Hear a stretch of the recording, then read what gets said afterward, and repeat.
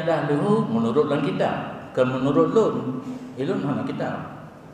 Hana marang ilun. Lum baca lang kita semayang liho semayang Jumaat lebo hukum. Sah Jumaat secara yakin, mana yakin dhamin. Tadzan Jumaat kasah haram semayang liho. Yakin hana sah wajib semayang liho. Ragu antara sah dan hana sah sunat semayang liho.